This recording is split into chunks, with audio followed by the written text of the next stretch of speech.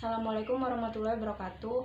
Perkenalkan, nama saya Devi Novitasari, NIM 1202184035 dari kelas SI 4202. Di sini saya akan menjelaskan materi APSI modul 8, yaitu transisi dari analisis ke desain menggunakan diagram interaksi.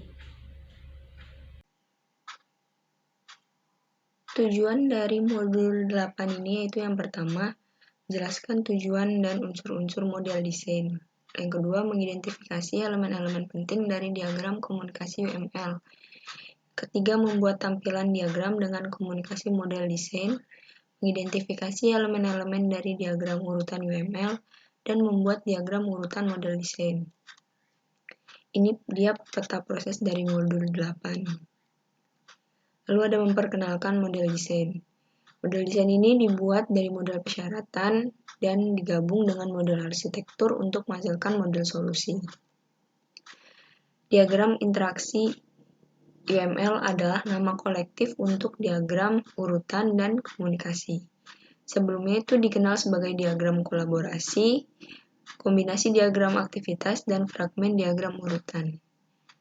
Setiap diagram interaksi UML digunakan untuk menunjukkan urutan interaksi yang terjadi antara objek selama satu atau dua skenario use case, sebuah fragmen dari satu skenario use case. Diagram interaksi UML juga digunakan untuk menunjukkan urutan interaksi yang terjadi di antara sistem dan subsistem. Lalu ada membandingkan analisis dan desain. Analisis itu membantu kita memodelkan apa yang diketahui tentang proses bisnis yang harus didukung sistem, yaitu ada use case dan model domain. Model desain itu sendiri terdiri dari komponen batas atau UI, komponen layanan, dan komponen entitas.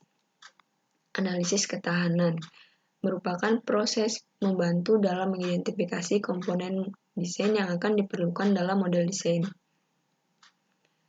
Masukan untuk analisis ketahanan itu sendiri yaitu ada kasus penggunaan, skenario use case untuk use case tersebut, diagram aktivitas use case untuk use case tersebut, dan model domain. Keluaran dari analisis robustness itu, model desain biasanya ditangkap dalam interaksi UML, diagram dengan komponen seperti batas, layanan, dan komponen entitas. Komponen batasan itu sendiri digunakan untuk memodelkan interaksi antara sistem dan aktornya. Komponen layanan mewakili koordinasi, pengurutan, transaksi, dan kontrol objek lain dan sering digunakan untuk merangkum kontrol yang terkait dengan kasus penggunaan tertentu. Lalu ada komponen entitas yang digunakan untuk memodelkan informasi yang berumur panjang dan sering persisten. Lalu ada komponen layanan dan entitas.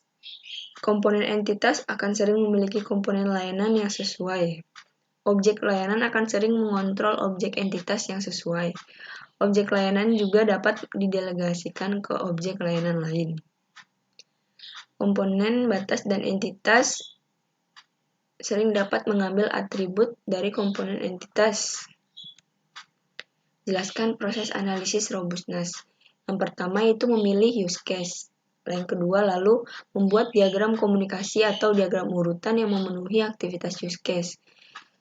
Yang pertama itu ada identifikasi terlebih dahulu komponen desain yang mendukung kegiatan use case tersebut, lalu menggambarkan hubungan antara komponen-komponennya, dan diberi label pada asosiasi dengan pesan. Yang ketiga ada ubah diagram komunikasi menjadi diagram urutan atau sebaliknya. Mengidentifikasi elemen diagram komunikasi. Elemen-elemen diagram komunikasi itu terdiri dari object node, sequence number, message name, parameters, dan message direction.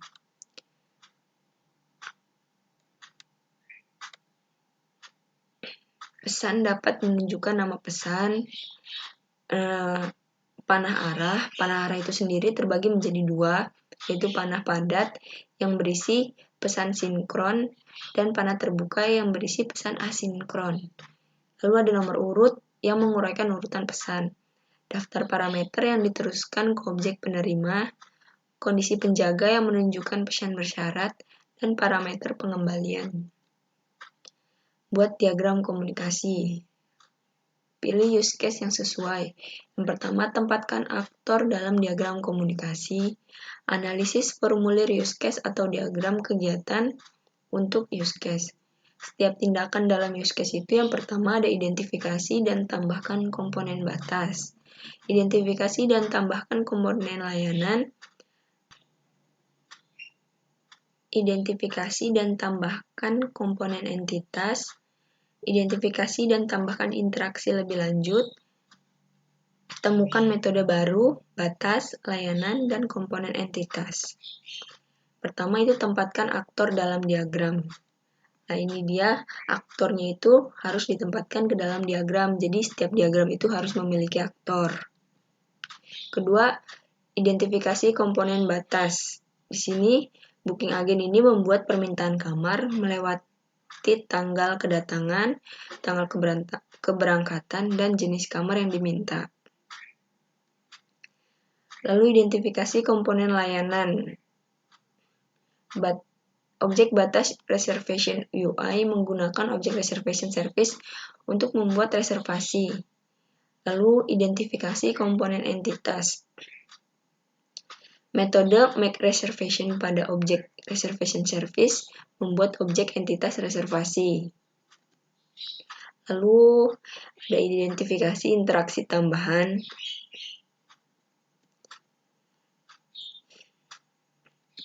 Dan ada identifikasi metode tambahan. Ini dia lalu ada contoh diagram komunikasi.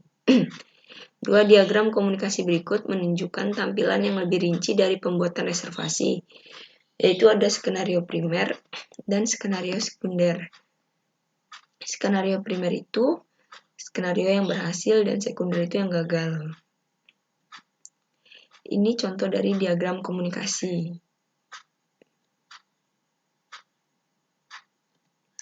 Lalu ada diagram urutan.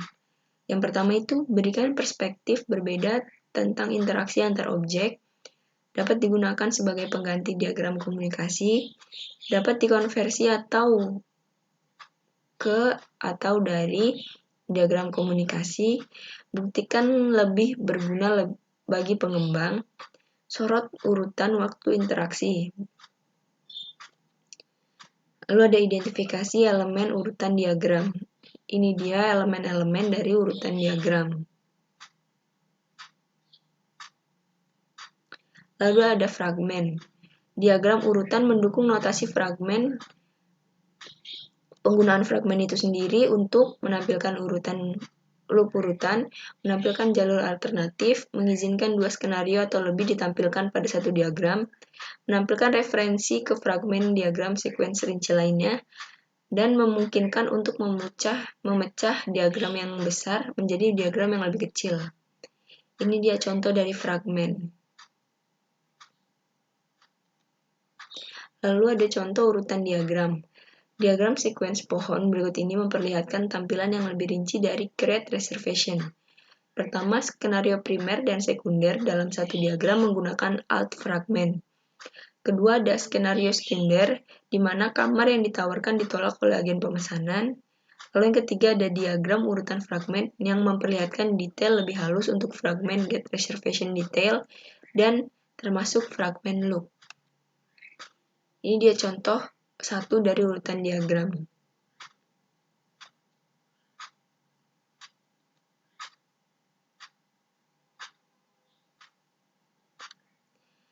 Ringkasan. Jadi kesimpulannya, diagram interaksi digunakan untuk mengidentifikasi komponen desain yang memenuhi kasus penggunaan.